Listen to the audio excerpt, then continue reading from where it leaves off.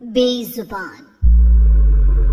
रात का सन्नाटा चारों तरफ पसरा पड़ा था।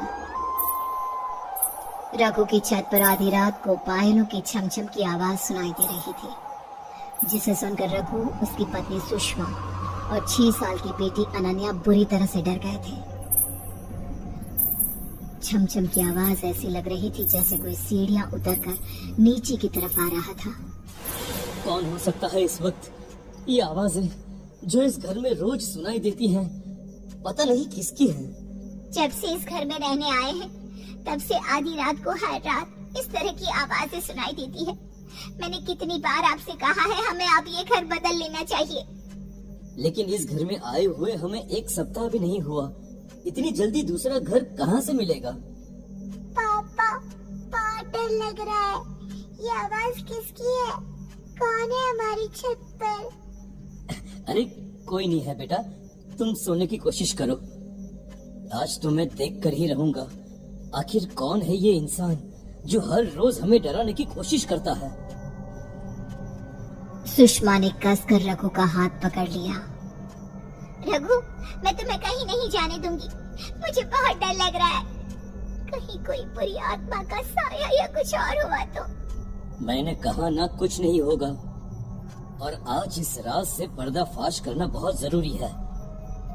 रघु दबे पैर अपने घर से ऊपर की तरफ जाती हुई सीढ़ियों के पास आता है, लेकिन अचानक वो आवाज बंद हो जाती है। तभी रघु ने महसूस किया कि एक साया उसके करीब से गुजर गया। रघु ने पलटकर पीछे की तरफ देखा। कौन है? कौन है वहाँ पर? मैं कहता हूँ कौन है? तभी रघु को रसोई के अंदर से मटके के गिरने की आवाज आती है। वो दौड़कर वहाँ जाता है। अरे, ये अचानक मटका कैसे गिर गया? क्या हुआ? पानी का मटका नीचे क्यों गिरा दिया? मैंने नहीं गिराया, पता नहीं कैसे अचानक से ऐसा लगा जैसे कोई था वहाँ पर। रघु, मुझे बहुत डर लग रहा है। तभी अचानक से रघु की नजर रसोई की खिड़की पर बैठी एक बिल्ली की तरफ गई, जिसकी आंखें बड़ी खतरनाक तरीके से चमक रही थी। तुम भी ना सुषमा, रसोई की खिड़की खुली छोड़ दी। लगता है ये बिल्ली अंदर आ गई थी और इसी की वजह से मटका नीचे गिर गया है। इसके बाद रघु और सुषमा जाकर अपने बेडरूम में सो जाते हैं। उन्हें इस बात का ख्याल तक नहीं था कि उनके घर में एक बेहद खूबसूरत लड़की का साया पायल पहनकर बेतहाशा नाच रहा था। लेकिन उसकी पायलों की आवाज इस वक्त रघु और सुषमा के कानों तक नहीं पहुंच रही थी। अनन्या, जल्दी उठो बेटा, स्कूल के लिए देर हो रही है। देखो मैंने बाथरूम में पानी रख दिया है, पहले नहाना शुरू करो बेटा। मम्मा, आपने पानी ठंडा ही रखा है ना? मुझे इतनी गर्मी में ठंडे ठंडे पानी से नहाना है। मेरी रानी बिटिया, तुम्हें क्या लगता है जून के महीने में मैं तुम्हें गर्म पानी से नहलाऊंगी क्या? ओके मम्मा, मैं अभी नहा कर आती हूँ।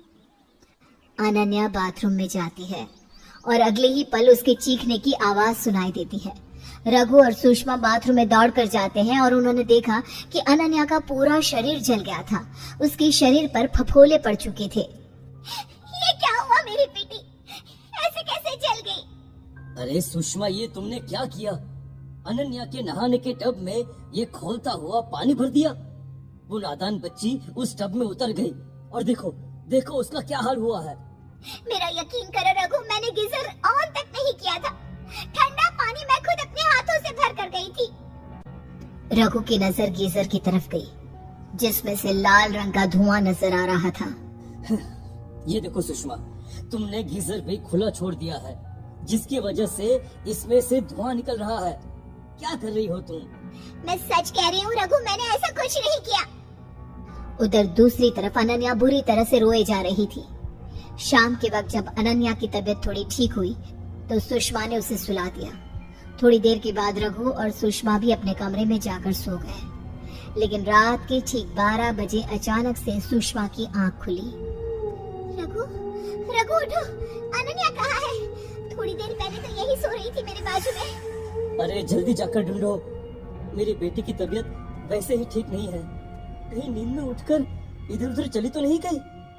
रघु और सुषमा अनन्या को ढूंढने के लिए पूरे घर में यहाँ वहाँ भागते हैं, लेकिन उन्हें अनन्या कहीं नजर नहीं आती। ठीक उसी वक्त छत के ऊपर से पायलों की आवाज आने लगती है। फिर से वही डरावनी आवाज, जैसे कोई हमारी छत पर पायल पहनकर नाच रहा हो। रघु, हमारी बेटी ठीक तो होगी ना? कहीं उसे कुछ। मेरे साथ छत पर चलो सुषमा, मुझे लगता है हमारी बेटी खतरे में है, हमें जाकर देखना होगा, चलो। रघु और सुषमा दबे पांव घर की छत पर जाते हैं। वहाँ का नजारा देखकर उनके पैरों तले जमीन खिसक जाती है। नजारा बेहद खौफनाक था। लगभग 27 साल की उम्र की एक लड़की, जिसके बाल जमीन तक लंबे थे, नैन नक्श तीखे और बेहद खूबसूरत थी।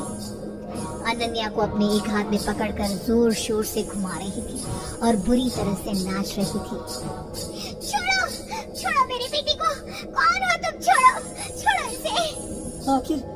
आखिर तुम हो कौन और मेरी बेटी के साथ क्या कर रही हो? तभी अचानक से वो लड़की नाचते नाचते रुक गई। उसने पलट कर रघु और सुषमा की तरफ देखा। अनन्या इस वक्त ऐसी लग रही थी जैसे वो होश में ना हो। पहचाना मुझे या बोल रहे? क्या मतलब? मैं तुम्हें नहीं जानता। वो लड़की बहुत ही खौफनाक तरीके से जोर जोर से हंसती है और फिर अनन्या को छत के किनारे से लटकाकर नीचे फेंकने की कोशिश करती है। नहीं, प्लीज ऐसा मत करो, मेरी बच्ची को छोड़ दो। देखो, देखो तुम जो चाहती हो हम वो करेंगे, लेकिन प्लीज हमारी बच्ची को छोड़ दो। अगर अपनी बच्ची को जिंदा देखना चाहती हो तो पूछो अपने पति से कि उसने अपनी जिंदगी में क्या गुनाह किया है। आप कुछ बोलते क्यों नहीं? बताइए ना, कौन सी गलती की सजा मिल रही है मेरी बेटी को? प्लीज रघु, कुछ बोलो, वरना ये हमारी बच्ची को मार डालेगी। रघु सर से पैर तक पसीने में तरबतर हो चुका था। उसके हाथ पैर डर से बुरी तरह से कांप रहे थे और गले से आवाज भी ठीक से नहीं निकल रही थी। ये लड़की यहाँ नहीं हो सकती, ये पॉसिबल नहीं है। अरे ये तो। हाँ, बोलो ना, बताओ अपनी बीवी को कि मैं तो आज से 8 साल पहले ही मर चुकी हूँ। यही कहना चाहती हो ना तुम? क्या मतलब? तुम मर चुकी हो, लेकिन तुम तो हमारी आंखों के सामने खड़ी हो। सच्चाई सुनना चाहती हो तुम? सुनो, तुम्हारे पति ने कॉलेज के टाइम पर मेरे साथ इतनी रैगिंग की, मेरा इतना अपमान किया, इतना मजाक उड़ाया, अपने दोस्तों के साथ मिलकर मेरे साथ भूत किया, जिसकी वजह से मुझे अपनी जान देनी पड़ी।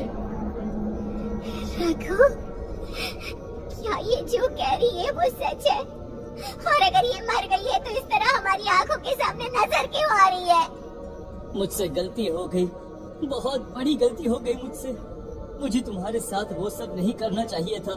अब प्लीज प्लीज मेरी बच्ची को छोड़ दो उसे। जानते हो रघु, इंसान के पाप लौट कर उसके सामने जरूर आते हैं।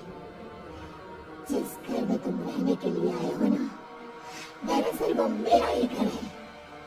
मेरी मौत के बाद सदमे की वजह से मेरे माँ बाप भी मर गए, लेकिन मेरी आत्मा हमेशा से इस घर में ही रहा करती थी, क्योंकि मैं मरना नहीं चाहती थी, लेकिन तुम्हारी वजह से मुझे मरना पड़ा।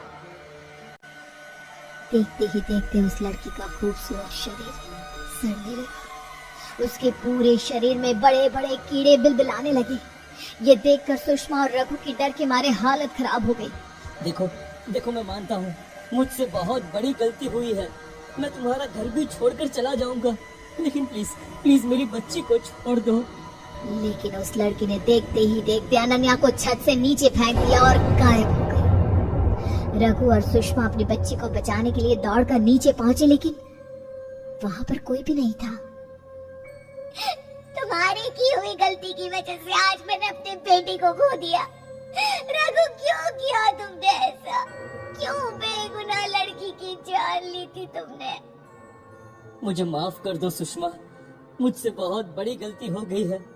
मैं जानता हूँ मुझे वो सब नहीं करना चाहिए था। उसके बाद रघु सुषमा को घर के अंदर ले जाता है लेकिन ये देखकर उन दोनों के होश उड़ जाते हैं कि अनन्या तो अपनी जगह पर सोई हुई थी। इसका मतलब उसने हमारी बच्ची को छोड़ दिया।